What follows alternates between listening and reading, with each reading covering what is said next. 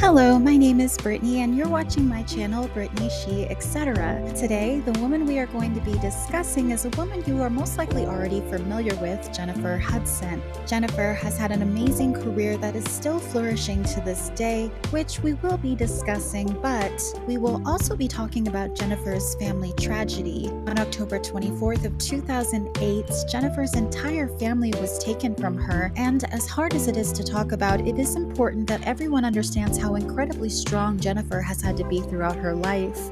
Before we get started, please remember to like and subscribe. Thanks for watching and enjoy. Jennifer Kate Hudson was born in Chicago, Illinois on September 12 of 1981 to her parents Darnell Jason and Samuel Simpson. Jennifer was the baby in the family, being the youngest of 3 children who all had a name that started with the letter J. She had an older brother named Jason and an older sister named Julia. It was established at the very young age of 7 that Jennifer had a great talent. Not only was she beautiful and intelligent, but she also had an amazing singing voice. As a child, she was inspired by the music from Aretha Franklin, Patti LaBelle, and Mariah Carey. She would make a start by singing in her local church choir, and by the time she reached her teens, she would graduate from Dunbar Vocational High School in 1999. She then attended Kennedy King College to study music, where she graduated and earned a bachelor's degree in music therapy. In 2003, at 21 years old, Jennifer would be hired by Disney as a cast member to sing aboard on their cruise line. Jennifer had already achieved so much in her life, but little did she know her career was just getting started. That same year, in 2003, Jennifer would find out that auditions were being held for the 3rd season of American Idol. She left right away and traveled to Atlanta, Georgia, where auditions were being held. Jennifer would first sing in front of the original 3 American Idol judges, Randy Jackson, Paula Abdul, and the oh-so-lovely Simon Cowell. Contestants could audition using any song of their choice. Jennifer would choose the Aretha Franklin classic, Share Your Love With Me. After walking into the audition room and introducing herself, Randy would immediately bring up how Jennifer worked for Disney Cruise Lines. He then got super sassy and said, We're going to expect something better than a cruise ship performance, right? Today? Yeah, definitely that. You're here because you think you're the next American Idol. Yes, I do. Paula Abdul praised Jennifer, and she got a yes from all 3 judges and was officially invited to Hollywood.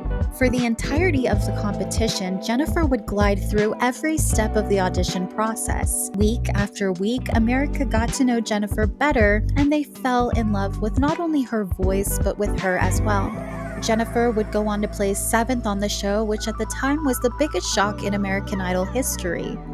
Fantasia Barrino would go on to take 1st place, which was deserved, but Jennifer did not deserve 7th place. I mean, people are still mad about her elimination to this day. The Los Angeles Times would say that Jennifer was the 3rd best singer to ever take the American Idol stage, coming right behind Kelly Clarkson and Carrie Underwood. That's out of 21 seasons that the show ran.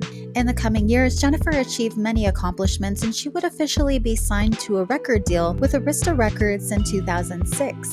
Jennifer's most notable work would come when she was cast as Effie White in the movie Dreamgirls, which was an adaptation following the life of the 1960s band The Supremes. Jennifer was chosen from hundreds of professional singers for the role. Even Fantasia Barrino had also tried out for the part, the same Fantasia that beat her on American Idol. The film was released in theaters in 2006, and the movie was a huge success.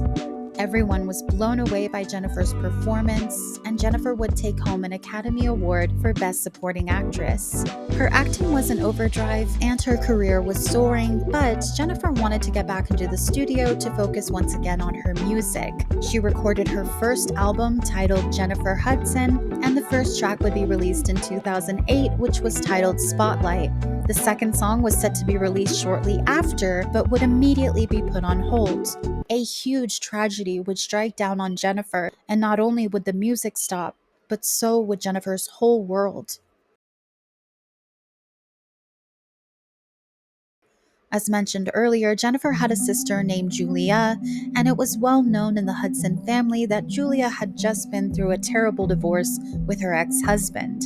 She was married to a man named William Balfour, so this would be Jennifer's brother-in-law, or ex-brother-in-law, I should say. William had actually lived with Julia in the Hudson home, along with Julia's mother Darnell, her brother, and Julia's 7-year-old son named Julian. The two had been married since 2006, and the relationship would fall apart, ending in early 2008, which is when Julia would officially kick William out of the house. The problem was that William was not taking this divorce well. He would follow Julia everywhere she went and would frequently show up at her home uninvited.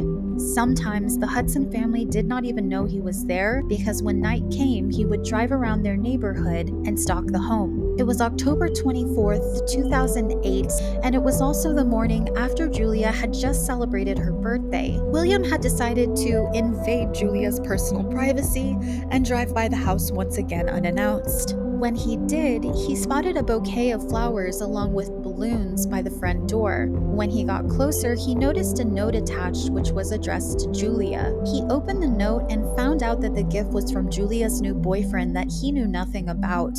Jealousy took over, and William was enraged. He saw nothing but red.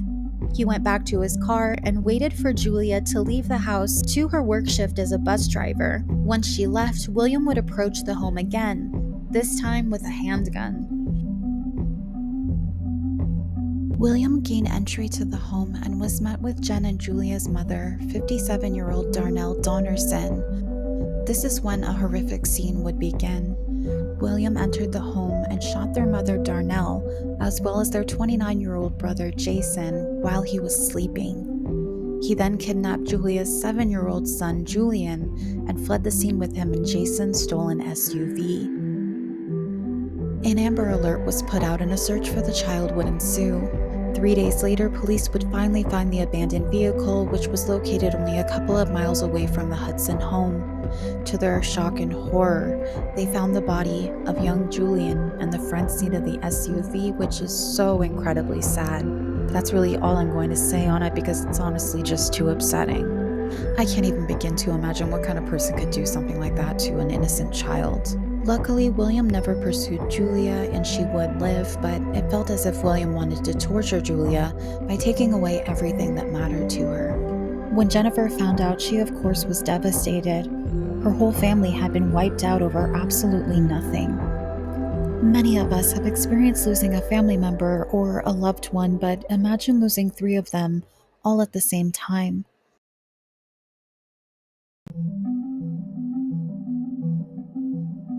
William Balfour was arrested on December 1st of 2009, and Jennifer would testify at his trial on behalf of her family. During the trial, crime scene photos were shown as evidence, but luckily, Jennifer and Julia would be dismissed without having to witness any of them. William Balfour, however, would have to stay in court to see these photos. Onlookers would say he immediately put his head down and began to tear up, but I don't buy it. Julia would also take the stand to testify and shockingly tell jurors how incredibly jealous William was.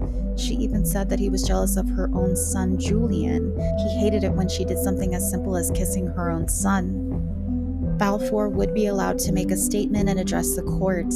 His statement read as follows: "My deepest sympathies go to Julian King. I loved him. I still love him."